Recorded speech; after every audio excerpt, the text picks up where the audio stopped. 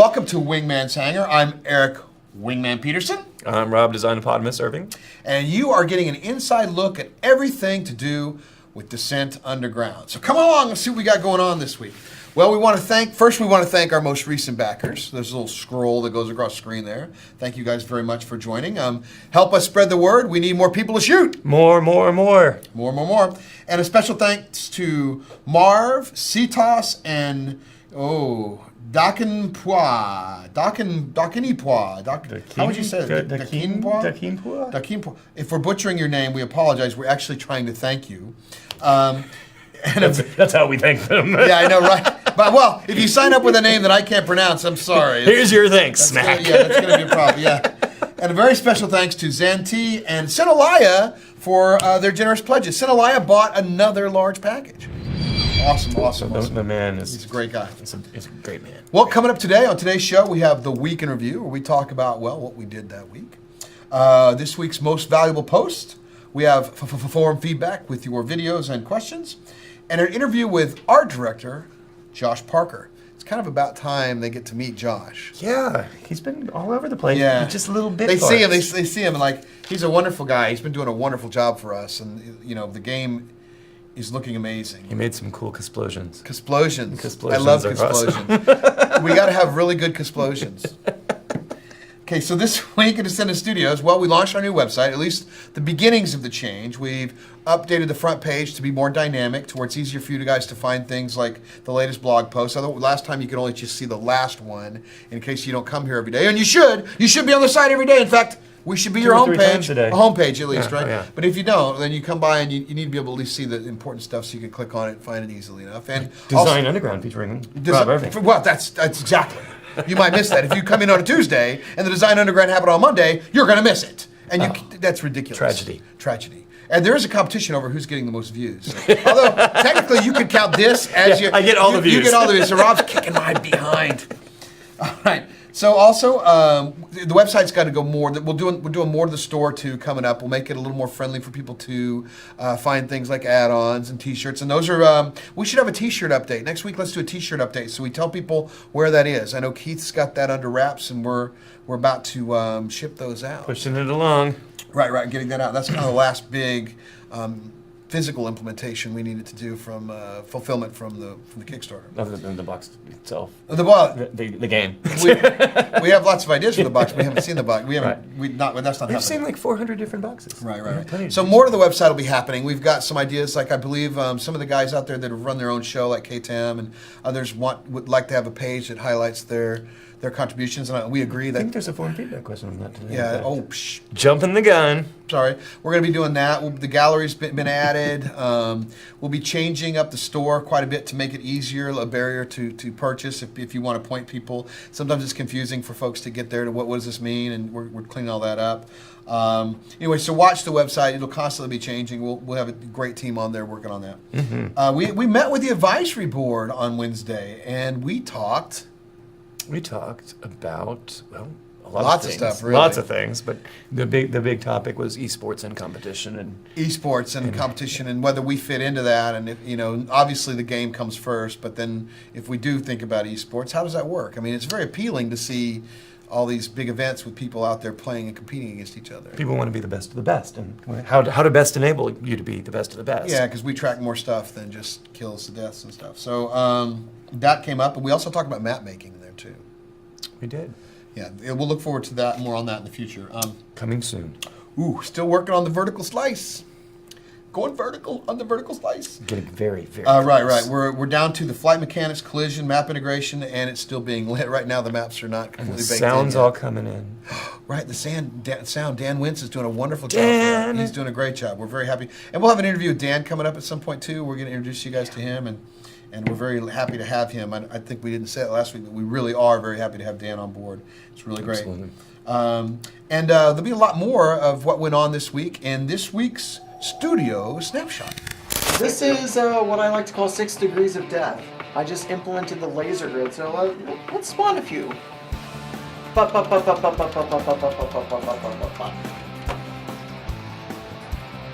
So yeah, that's like a lot of laser grids.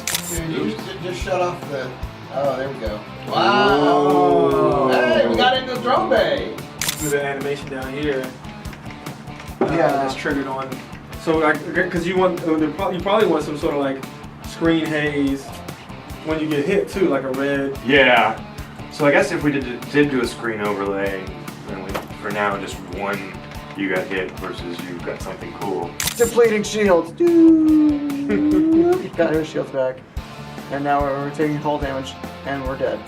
So the explanation here is we're trying to undo some of our incorrect math physics that we had in the like in the videos for the Kickstarter and such, and then trying to redo it with the proper physics and math. And of course, we get all the crazy results. Whee! Keep firing. More blue sparks. More blue sparks. More blue sparks. But eventually those are going to stop. See that no more blue sparks. Now it's all red sparks. So if I keep firing it, You're through the and it explodes. It's always fun to show what went on this week. You know, the challenges we have with building the game, the bugs and the fun, and it's always good to see that kind of And stuff. big things coming. Even more coming. I mean, that's the thing. And when we finally get the game playing with all of us, it's going to be incredible. We'll be inviting you to come by and play with us. Not that you'd ever want to, but if you do, maybe that's... If you're really bored. Yeah, if you're really bored. Right. And here's Keith McCormick, our very own Keith McCormick, with the Build-A-Bot Stage 1 winners. Take it away, Dunkelson. I'm Keith Dunkelson. What is wrong with it? Cut off the camera. Cut off the camera. Anyway, welcome to Descent Underground's Build-A-Bot Challenge update. We've concluded Stage 1, the winners have been picked, and we're moving on to Stage 2. The winners of Stage 1, Shogun created a design specification for a flamethrower boss bot, and DEFCON X created a 2D concept sketch that is going to be melded into that flamethrower boss. Now, one of the cool things about the Build-A-Bot Challenge is that we're following the same kind of development process that we use in-house. And so the concept art and the design specification were handed off to our art director, Josh, and he came back with directions for Stage 2. So go right here and see the instructions for Stage 2 in more detail, because there's a lot of notes that just clog up the screen if we tried to show them to you, and participate in the Build-A-Bot Challenge, because you have the opportunity to create a bot for Descent Underground. Congratulations to DEFCON X and Shogun for winning that Build-A-Bot Stage 1 winners. And the whole thing behind this Build-A-Bot thing is if you're not a concept guy or a 3D guy, there's also lore and design. There's other areas you can Doing win. lore right now. And we're doing a 3D model right now. See? With art direction from Josh, that We're guy gonna- you're going to meet. If you guys like this, we're going to keep doing these things, maybe with maps, maybe with other things, and have some fun doing this. What a kind of great stuff. idea. What a great idea, right? Should we take a look at some of the art for the game? Rob? Sure, let's see what's going on. I mean, not that we're not pretty things or anything. Yeah, my 17 chins maybe, but let's go ahead and take a look at some of the art we've got going on. Okay, so you might have seen some of this concept earlier. This is a new variant of the digging the initial tunnel into an asteroid. Harvester Lands extends out, and the laser extends and starts to bore through the rock, creating this tunnel, which slinkies down and in to where it creates the entry point for That's the a level. concept for the vacuum up of the Yeah, resources, that which didn't may actually, not happen. No, that's not going to happen. We're going to have those resources pop up to the top to the shield, but still a very, very cool concept that Kaji did. I like the idea. It just would be a thing to bump into. So really, Yeah. Sometimes artists make things that look cool, and you go, yeah, gameplay-wise, that's not going to work. That's not going to Nope. That was pretty neat stuff. So we've got that going on. What else do we have over there, Michael? Oh, we have some Greeble. Here's some concepts. Remember we've seen in these the old past. concepts? Do you remember these concepts, the greebly I bits? showed you here? these a while back. Yeah, where are we taking these things now? Let's take a look edges at and these. Here's, you know. Right here, the yeah. little further concept where people take it a little further on. Oh, there's the side pieces possibly for the tunnels. We've seen those Look floors. at those, yeah. Ooh. Oh, yeah, right on. And look, they're in the game. They're 3D, 3D models. models. Woohoo! Woo! There you go. You can kind of get an idea. And these things like this, little details like this, are what make the game come to life. Otherwise you end up with just well, kind of the flat surfaces they had back in 94, 95, which was great for the day, but today it needs to be more detailed. And we're seeing all of those in the map right now. Yeah, we and are. you'll get to see them very soon. Well, like probably right now. Maybe right yeah, now. like let's show some of the Show some of the stuff. Let's show some of the stuff, Mike. Come on, show more stuff. Well, throw it back to this old concept. This was the rough concept. Right, remember this? This was the starter room. Now, don't go off from this. You see the little hole in the top of the ceiling there? We talked earlier about the thing that drills down. That's exactly where the shaft will come into. And then this is where you'll, like when you die or whatever, you will drop into this room. This is your starter room. Yep. Essentially, right. So let's take it a little further. Here we go. Oh.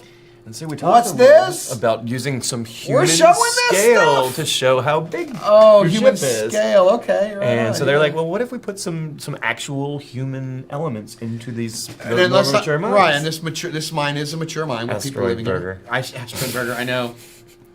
So there you go. There's kind of where the starter room looks like from the side. And what we're going to do is we're going to have some fun in these areas. We're going to put like fun stuff for you guys to discover, maybe hints and secrets and things that'll be coming on down the line. So silly little Easter eggs you never can tell. 100%. Again, things I've seen in the game, but they haven't yet. Yeah, and we're going to see that pretty. I don't imagine that's too far away because, and we get the Casplody rocks at some point too, right? The Casplody ones. Oh, the Casplody rocks. Yeah. So you can see in my behind. But we've got plenty of stuff happening right now, and the game is looking really, really hot. And now we've got to get the last big element, or last big thing we're working on is flight mechanics. Getting them really, really set up right for the ship stat system so that everything's all tied together. Now, we say flight mechanics too. We don't mean completely it'll be all done and you'll be flying it right. We mean the system that allows yours truly to go in and adjust the speeds, the accuracies, the pitch and yaw, everything, the roll, everything to make it feel right. And I think once we get that in, we have some people coming in a couple of weeks. We have Dracona, Lotharbot, and Elfin Dreams are coming in to spend that week. They, in the Kickstarter, were one of the people that signed up to spend a week with us. Our apologies in advance for what you will see, but they're going to come in and help us balance these things. And Dracona in particular has been super helpful in giving us speeds and stuff. He's a good number cruncher. Very, very good. We're kind of looking forward to at least the flight mechanics. We want to be closer akin to D1 and D2, and that's, and then we'll add the rest of the game elements on top of that, but we want to get that right first. Differentiating all the ships, and they'll all feel different. It'll be All right, so we have one more thing to show. We have some actual snapshots from the UE4 engine. Oh, okay. Oh, well. Well then. Why would we show those, Michael? Tell them what they won. This is early lighting. That's going to give you an idea. Oh, right on. Oh, yeah. So this is early lighting before it's so baked curdy. in. Yeah, this is as it's drilled through. Those rocks are really sweet. I know, look at that thing. I like there's a tunnel. That's the reinforced tunnel. Right, reinforced. That's where you'll kind of like respawn, at the beginning of the map, or spawn at the beginning of the map and fly down into the starter. Oh, that's all over the map too. Oh, that wasn't the starter tunnel, no, was it? That's one of the regular tunnels. This is the conjunction of a vertical shaft with a horizontal shaft. Right on. The vertical shaft is like 4 stories tall and very cool. Lots of things branching off. Now, not all our tunnels are really round, just these ones are. Look at there's a bigger room there for the plan. It's pretty. And there's actual lighting. Right, what it's going to look like lit. I think that's just a render right now because we don't have the lighting completely baked in yet. There's still 6,000 objects, I think, right now. It's like super slow as you're flying through right now. It's going, because it's dynamically generating every light. Oof. I know, oof. Woof, teddy bear. All right, let's go. Oh, and now it's time for Keith McCormick with this week's Most Valuable Post.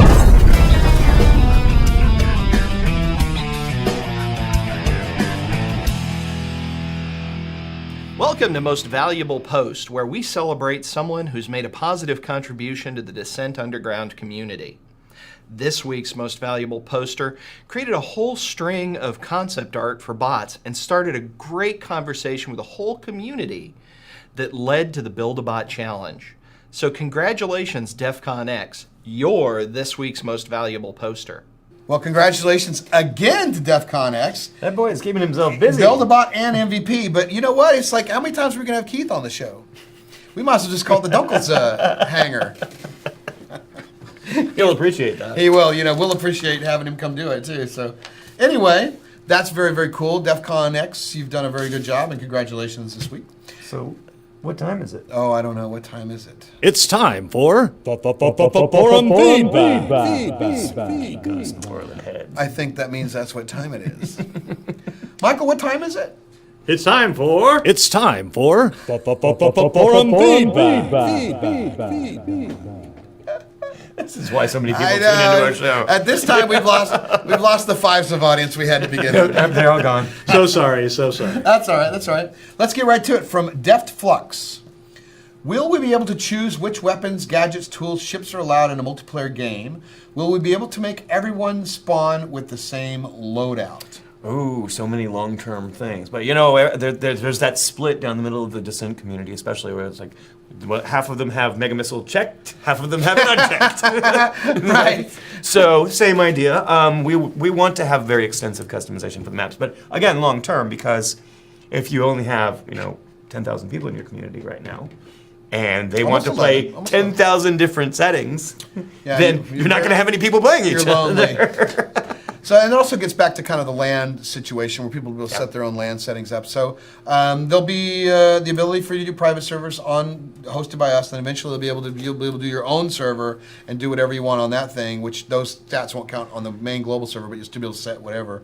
But that's probably a little further. Yeah. That is a little further down the line. We've out. got the next year. We're going to be testing the main game and making sure it's balanced along with you guys until we open that up. Because what happens is it's a matter of support for us. We can make the game. We want to make sure that we've solidified our design and flow first before we then say, okay, we're going to go out and support this community. I mean, we kind of want it to be a little bit like the Battlefield, where people, you'd have the official servers and you have people hosting their own. But again, that's probably a year away. Got to build up that community. Right, got to build the community up. So I hope that answered your question. From Void Stalker, an undergrounder, a video. Hey crew, I have a couple of questions on the environments and maps. Just how destructible are the maps and the different pieces of the environment going to be?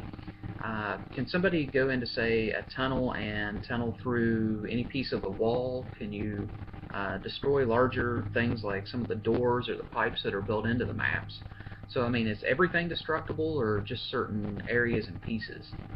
And kind of a second piece to the question, are there any weapons made to modify the environments? Like, for instance, if you have a really small tube or tunnel, can I drop a nuke down it and create like a whole new area or map or cavern in it? If you could answer that, I'd appreciate it. Thank you very much. That's a lot of questions. That is a lot of questions. It's actually pretty good and some good ideas. That one of those sounds like it might go on the wish list. Yeah, there's some very long-term goals on there as far as like being able to carve through any wall or at least more walls. Right now we have to have tighter control over how the maps are built, so we can't just let you just go all willy-nilly through the map. Yeah, we want to balance the maps. Yeah, we want to make sure that there's a flow to the game. Right. Multiplayer and single player. So, long-term we'd like to have more destructible stuff. Breaking doors, that just seems sad because those doors are so pretty. Right. But, we want to have environment-affecting weapons at some point.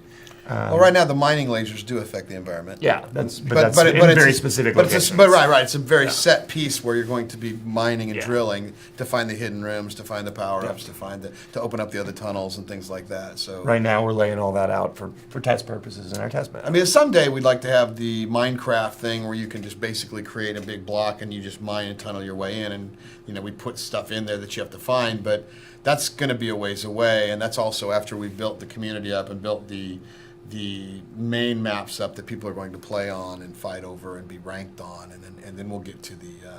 I know there's another idea about having like what were the rocks called, Michael, where they're all mashed together and they're all they're not connected, but they're all aggregate. Yeah, but they all move around, so the tunnels change all the time. That's something we'd like to do too, but that's a little more difficult problem. So. But I like the idea of dropping a nuke in and creating a hole. I mean, that's like the bunker buster or something. But sure, we do have a wish list. Half the stuff I come up with, it just gets thrown on the wish list. Right now, we'd have to build that area and then nuke it back out. Right. So, but that's a good, interesting idea. So we'll, there you go. That's kind of how we're going to work it now. From Sliver on another video.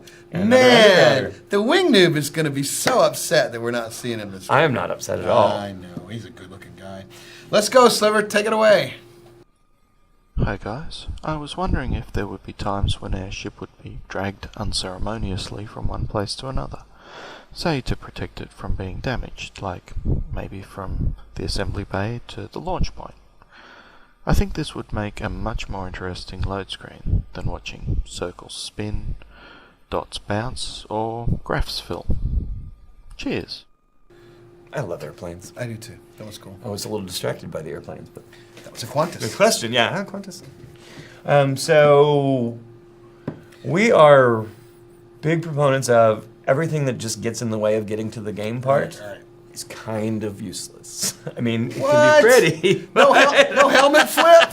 Come on. If it takes me 49 seconds to get into my cockpit, I am wasting 49 seconds. Right. We're a different game. I want to get in the game. We're a different game. Our game is about getting in. It's arcade style, getting in, Go battling it play. out. Yeah, absolutely. Go play. So you're the only time you'll even probably be in your drone bay is when you're starting the match. Yeah. I don't Customizing, picking a match, gone. Maybe later when we might if you're switching ships, we might take you back there. But we have right now you're going to spot that little tube we saw, which drops you to the starter room. You'll see you and your teammates will start spawning around you before you get a chance to drop down into And the hopefully there won't be a lot of load time, so we'll just get you right in there. Load times, no load times. Yeah, it's definitely the way. Our map has gotten a little bigger. Yeah, they have. Yeah, right now, the load time's not the problem. It's the frame rate. From Caustic, will Vertigo 1 MD 1032 make a cameo appearance in the single player campaign? Yeah, man. You know what? This is the sadness thing. We get these questions every now and then. We have to answer, but we must do so truthfully. Truthfully, indeed. License. Our license does not cover the actual assets. Of that the includes original IP assets of the original games. Right. Now, we could do some homage tribute, to that. an homage, right? So there may be some form of that in the game. We would like to at some point in the future, perhaps, but right now it's just nothing on the table that allows us to get hold of those assets. So maybe someday, but not today. We'll still have fun doing a likeness or a like style. All the cool gameplay elements will be there, but we'll probably have to rename or make our own versions of things. Those kind of things. From Shogun, who's one of the winners, seems to win a lot. Frequent winner. Frequent winner. I know the drones will carry cargo and ore, but will they be able to carry people, like rescuing a hostage or maybe a mission to take a specialist to stop a core meltdown? All interesting mission types. Cargo. I mean, the cargo is just ore. I mean, you're not carrying around bales of hay or anything. What? There's no space hay for the space cows. Come on. Space whales. The space whales need to eat somewhere. So no, we're not. But people maybe. Yeah, right. But that may be like a specific ship type that can carry the hostages. So to make it more. We don't want to give too much away. To make it more, that would be interesting. Yeah, to make it more of a ship you want to fly, or a way to score. The space bus, or maybe we let the Goliath carry passengers. Yeah, it was funny because the original Descent, the people were bigger than the ships. I don't know where they fit. They either had that Stevie TV shrink ray from Willy Wonka, or I don't know, maybe origami, right? Or origami people, or it's like MASH. They're all laying down in some place that you can't see on the side of it. But yeah, they didn't fit. So we like the idea of that gameplay. That's kind of side element, but at the same time, our mining and picking up of valuable resources does the same thing in a different way. And we don't have avatar systems in the first bit, so people will come with that. But we could do generic people. Little billboards. Little yeah, little sprites.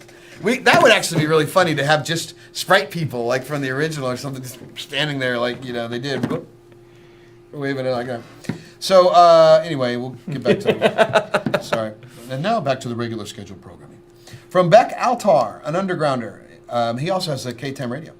Is there a plan for future stages of the website to include links or small banner ads to promote community fan sites like Angry Peas or K10 Radio?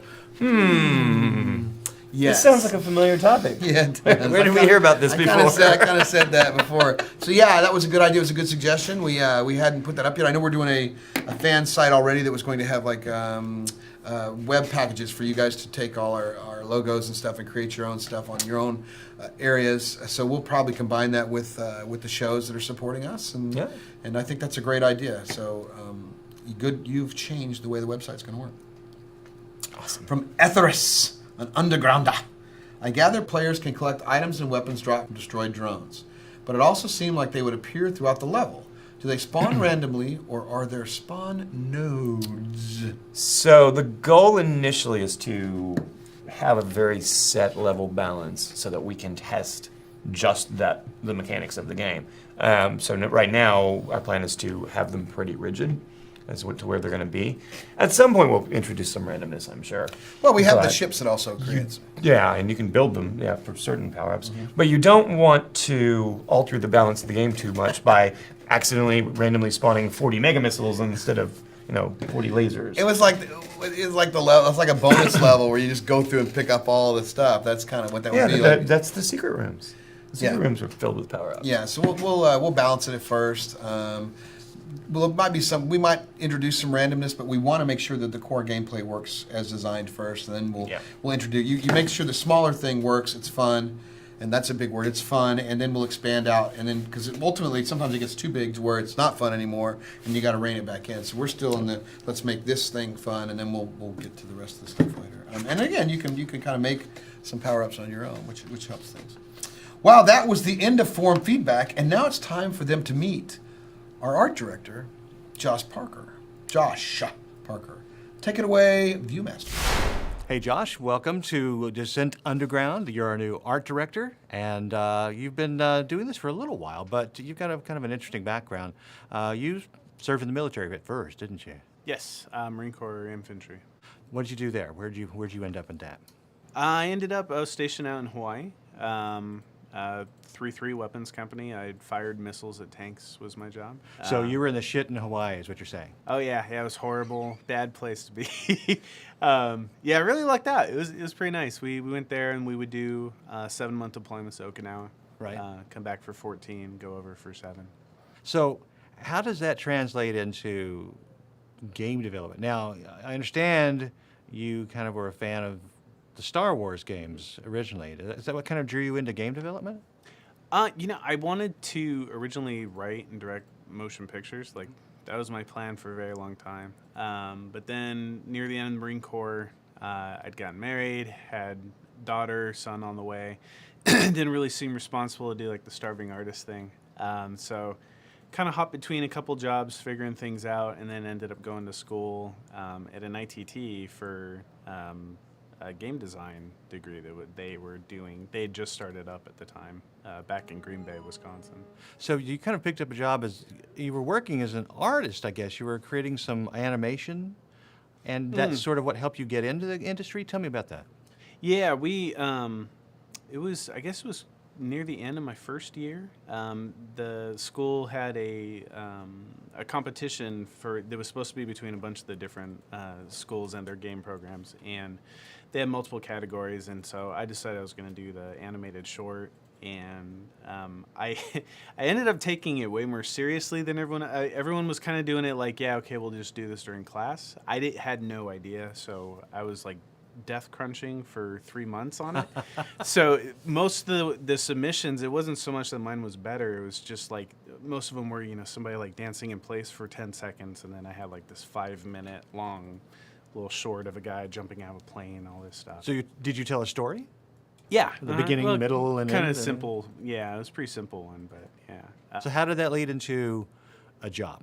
One of the instructors there at the time was actually starting his own studio, game studio, and he'd noticed that, so he asked me if I'd be interested in coming in as an unpaid intern, and a month later started salary and went from there. Now, you have a couple kids, right? Mm-hmm. Do you play games with them? Yes, Minecraft mostly. Minecraft. They love playing Minecraft. I used to play Halo with my son, but I don't do so well anymore with that. So What else do you play? You playing anything recently? Not recent, no. Too busy recently. I like the Halo series. I like Flight Sims, Mass Effect, those kind of games. If they're too long of an hour requirement, I haven't been playing them as much lately. I've been doing more like pick up and play kind of lately. Now, did you play Descent originally?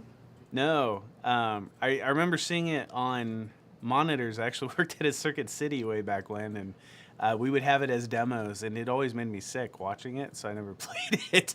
Lots of X-Wing, TIE Fighter, X-Wing versus TIE Fighter. Now you're working as an art director for Descent Underground, helping artists all around the world kind of create a cohesive design. What's the biggest challenge you've found with that?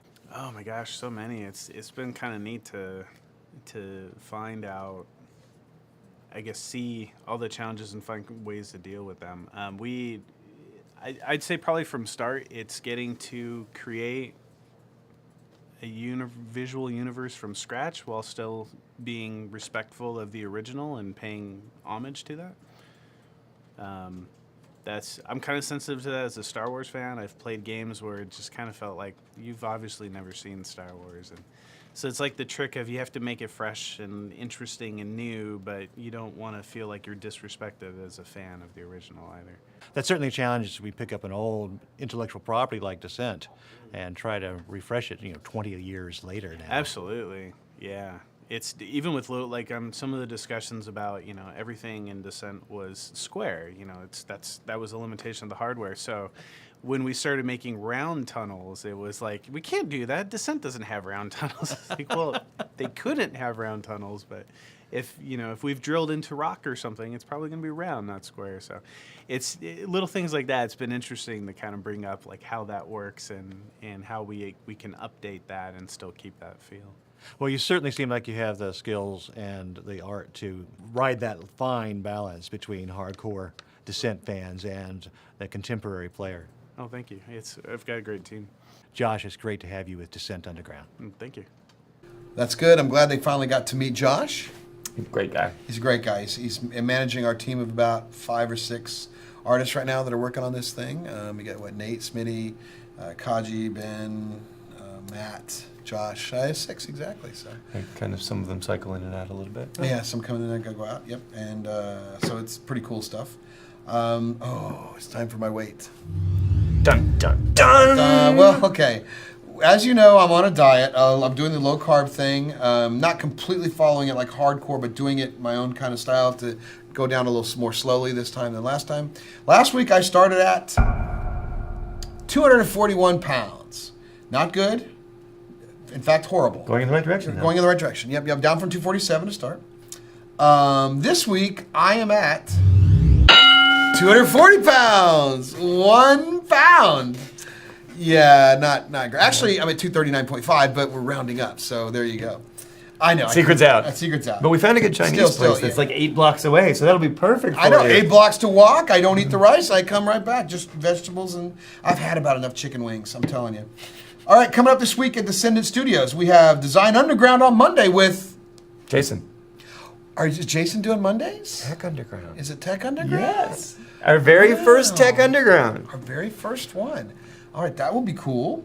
We're still looking for a entry-level designer. We've had a few people reaching out to us. You need to be local in the Austin office. We want you to sit with our very own intelligent Rob Irving here and learn from him because we need some levels and testing. And actually, Winglet will be in here in the next week or so, too. Winglet's coming in here to start testing the map and playing with it and showing us what's unfun about it and then probably getting kicked out the next week. Yeah, thanks for coming. Get out. He's been really good. He tested a few things for. He's been testing for me for a couple of years. Started at like 13 years old, and I remember one time we were making this space game called Pilot X in Tulsa, and you have to fly through this tunnel to get out. You flew a little bit like Descent to get out, and then but so nobody ever thought that at the beginning where you just try to go straight up, and so he took it and went straight up right through the ceiling. We didn't put any collisions on the top of the thing, and went right, and we're like, huh. I mean, not even 10 seconds in, and it's like, oh my God. Yeah, so he's been really good at breaking things, and we need that kind of breaking things. We're breaking them fine by ourselves, of course. Yeah, so we're also, and he's going to help us with some map stuff as well. Live stream coming up in the next few weeks. We're going to show our map. We're going to show, are we live streaming Thursday, Michael? Well, we were considering doing that. Which will be yesterday, actually. We may have, by the time you see this, you may have seen a pop 1 hour live stream where we just play the old Descent. But probably not because we need some practice before we shut it. Well, we start at 4, but we're not live streaming until 5. But we're playing that game. We're gonna be playing it, get the flight right because we're doing the flight mechanics now. We'll have first playable. Again, we'll play some old Descent. We have the new web store coming online, which will break things up individually, allow people to build their own a la carte style packages. And gifting. Oh man, that's a big thing. So if you want to, if some of your people are on the fence, you can buy it for them and then gift it to them, and then or you can charge them for it and save some money. Save you some money later. And we have we're going to Denver. Oh, we're going to Denver in July as well for the Descenticon. I don't know if that's what it's actually called. Descenticon. We're going up there. I think that's what I they know it call isn't. We're going to go meet some of the old school Rangers that are still playing the game, and we're going to get their opinion hopefully on what we've got. We're bringing up there, and then also get our butts kicked in old. Very thoroughly. You know, I talk about the flight, but you know, half of the battle is really knowing the maps. You know, anytime you're a noob in a first-person shooter, you know, you've got the people that know how to set you up, and you're like falling in the same trap until you figure it out. So we'll be the noobs going up there falling in the same trap. And we have a visit to, oh, here we go, Mike. We have a visit to our furthest planet, dwarf planet, I believe, Pluto. NASA's doing some crazy-ass-ish. Take a look at this. It has been over 3,000 days since we left Earth. We're now almost 3 billion miles away from home. Out here, where the sun is distant and faint, is a place no one has ever seen before. Pluto and its system of moons, the farthest worlds ever to be explored by humankind.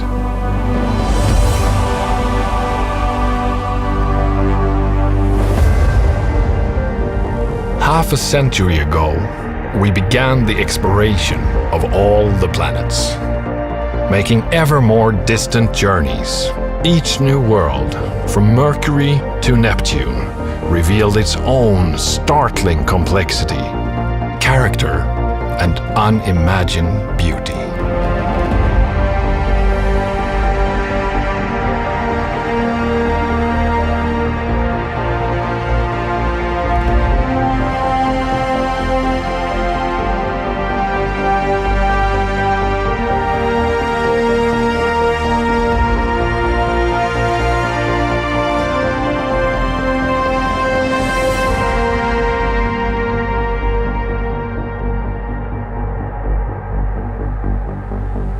As we now approach the Pluto system, reaching farther again, this year we are about to complete the historic first era of planetary exploration.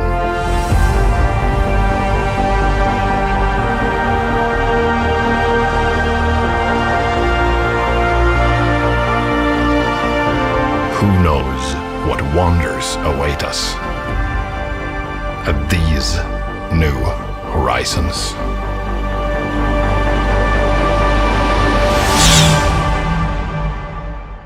Well, it looks like we were already there. Glad to see NASA's catching up. Yep. Thanks to our underground members and backers and pledgers. Without you guys, we would not be here on this crazy epic adventure together. Help bring more people in. We want more folks to come in and be part of this because it takes a village, and the more in the village, the better the game's going to be. Subscribe to our YouTube channel, our Twitter, our Facebook. You know, just come on board. That way you get the information before anybody else. Submit your forum feedback questions right here. I think it's about right here. Somewhere in here. Somewhere in this area. Maybe it's moving. Will be where those questions can be submitted on our forums, where you can ask whatever you want to know, and we'll try our best to answer it. I think that's it. Where are we going to see them? Underground.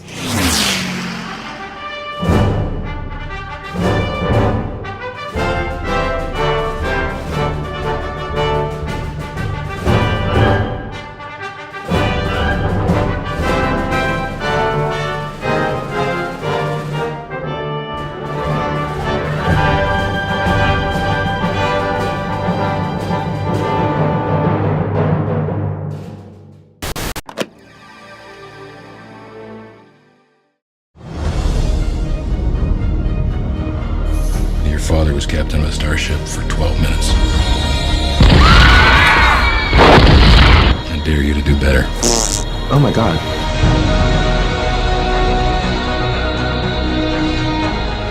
You will experience fear. Fear in the face of certain death.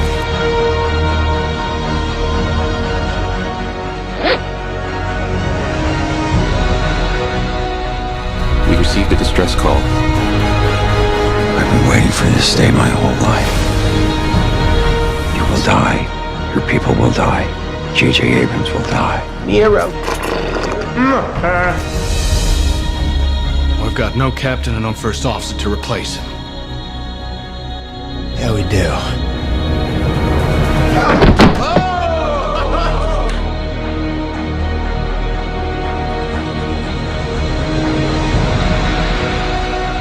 I may throw up on you.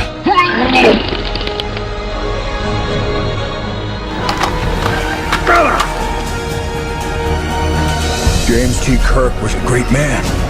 That was another life. I got I'll cover you. Mother! They're locking torpedoes. Emergency evasive! Fire everything! Oh my god. Good luck.